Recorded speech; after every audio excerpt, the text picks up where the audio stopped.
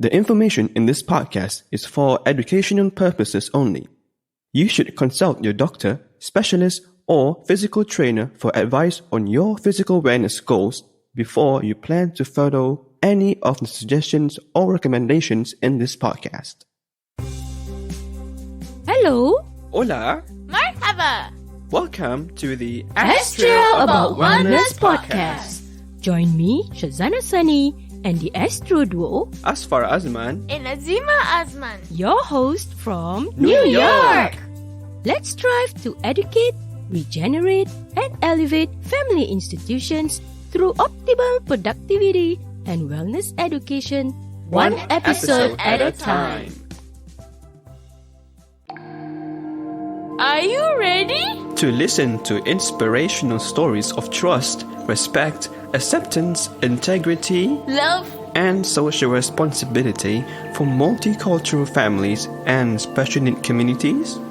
Sit back and relax and be inspired by the awesome people that we highlight in the first segment of the podcast. Welcome back to the Astro About Wellness podcast. This episode is co-sponsored by Hadi Kamsani and my dad, Azman Ripin. Thank you and may God bless you.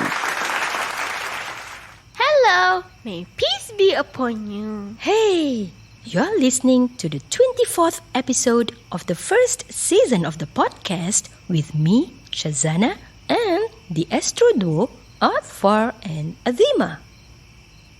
In segment 1 of episode 23 last week, we mentioned about taking a long break from podcast recording to enjoy the summer vacation. Azima also attended the extended school year or summer school for special needs students in person for 6 weeks. What was it like, Azima? Did you enjoy yourself? Summer school was fun. I met my teachers, classmates, and the bus driver too. What I like most about it is that I get to swim in indoor pools and watch movies with my buddies. Yup, I know. Whoa, good for you. Now, let's talk about trust, respect, acceptance, integrity, love, and social responsibility within our family and friends.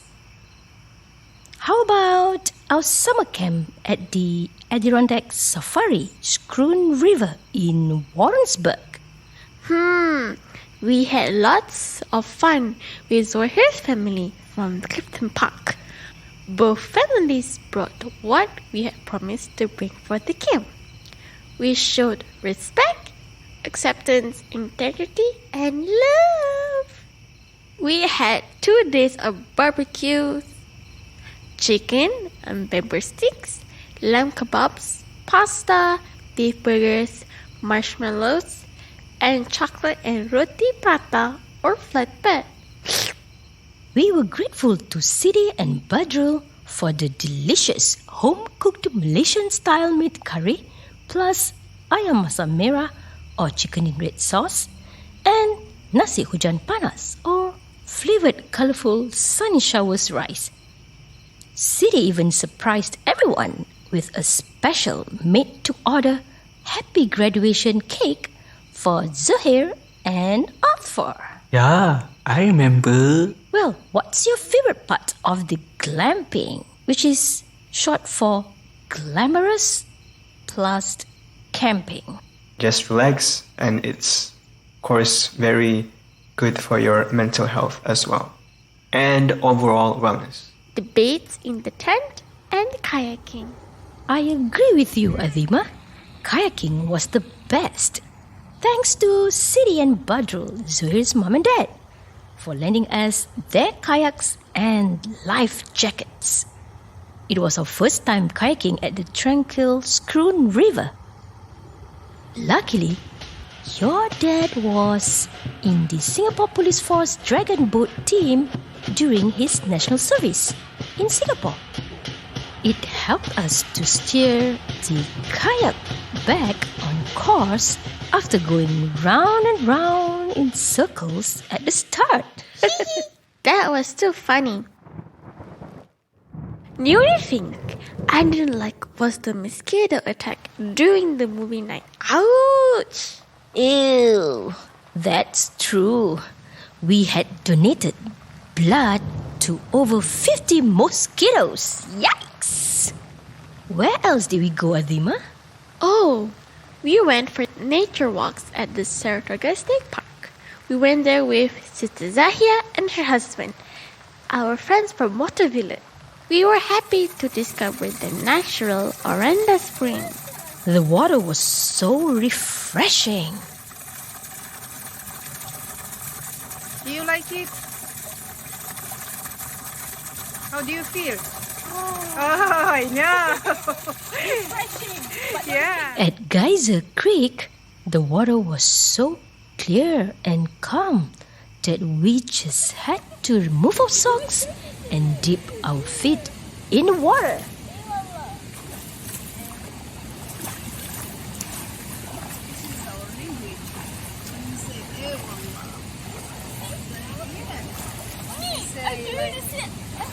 When you say like something is true. Hey, remember we saw a deer in the bushes behind the fence on our way home. I saw it. It's over there. See? The brown one. Hello, dear. How are you?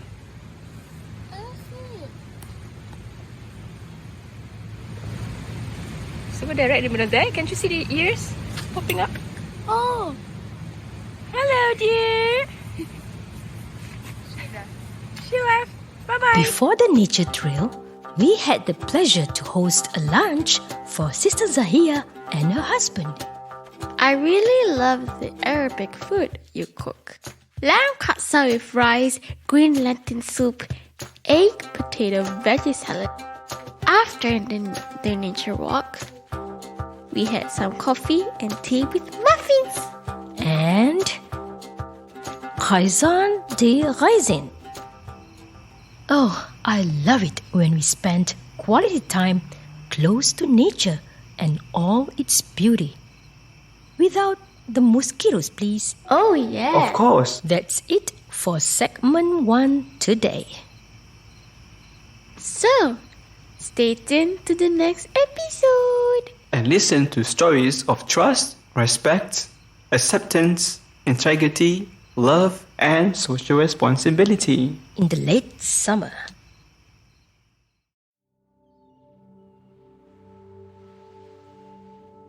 Coming up next, In the second segment of the podcast, we'll learn about productivity and the 9 dimensions of wellness: physical, emotional, environmental, spiritual, social, intellectual, mental, occupational, and financial wellness. So we can survive and thrive in this unpredictable world. now it's time to welcome our special guest, Brother Mohamed Sani. Welcome back to the show, Brother Ali. Thank you. Teens have creative, wonderful ideas and suggestions that they think are super or great. However, others might not agree with them and might reject their ideas or suggestions. What are some ways to cope with rejections in life? Tip number 3. Separate the event from the self. Meaning, separate the event of rejection from the self of the person. Rejections can easily be seen as another form of failure. It is also a part of life. We grew up with rejections since we were very young. I believe we would have experienced countless times of not being chosen to be a part of the winning team. That's rejection. We might not be the one chosen by the teacher to lead a project, or the projects we put our heart and effort might not be chosen as the best. That gives a sense of rejection. Or we might not get picked by the coach for the school team even though we are good. That is rejection.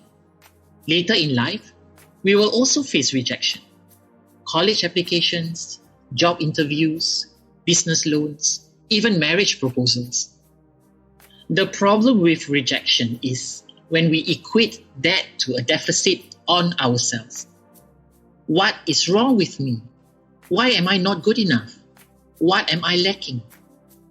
When these questions keep surfacing every time we encounter rejection, they will chip away into our self-confidence and self-esteem.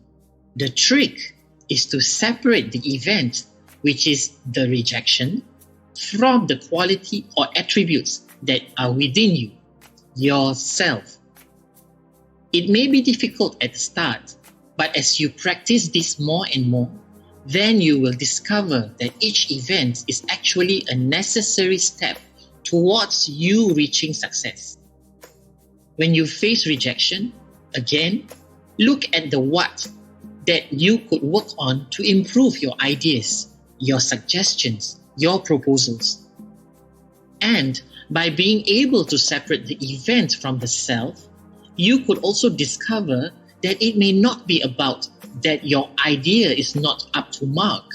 It could also be that the ones that are rejecting could have their own preconceived ideas about the ideas or even towards you as a person, and these are beyond your control for you to be preoccupied. Next, our last and final bonus question for Brother Ali. Misunderstandings or conflicts are often a result of communication breakdown or ineffective communication. What are some communication strategies that teens can learn to avoid misunderstandings? Tip number 4 is about effective communication. And effective communication starts with understanding. This is a big topic by itself. There are many strategies we could use to communicate effectively, and we need to be able to use them consciously to prevent misunderstandings and conflicts. It will take me several sessions if I were to do this. So I think for this round, allow me to share with you this wonderful quote which I usually share with my students. Listen to understand, not to respond. Sometimes we get too preoccupied in putting our arguments across, so much so that we cannot listen carefully to what was being said. We only hear selectively, looking for ways to rebut or formulating our responses as we listen to the other party. Good communication starts with really understanding what was being said, how it was said, what feelings accompanied these words in terms of the tone, the choice of words, the non-verbals, and gestures. All that requires our attention.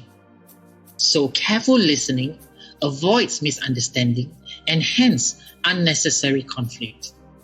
Another tip is for you to check your understanding.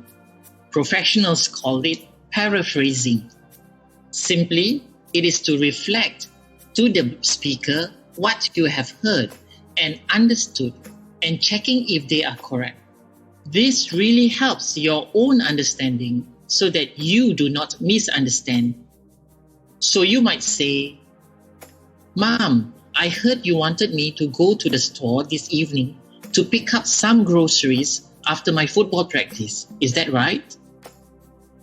Or, "Dad, you said you could not spend this weekend at home because of a business trip your company has scheduled last minute. Do I hear you correctly? Then can we find a new date?" Do you have any other advice? Relationships take effort, and we need to be open to listen in order to understand each other. Wow! Great tips! Excellent tip, Brother Ali. Bravo! Thank you, Brother Ali. If you are a teenager or even an adult trying to cope with rejections in life or communication breakdowns, we hope that you'll find the tips that Brother Ali shared relevant and useful. That's it for segment 2 this week.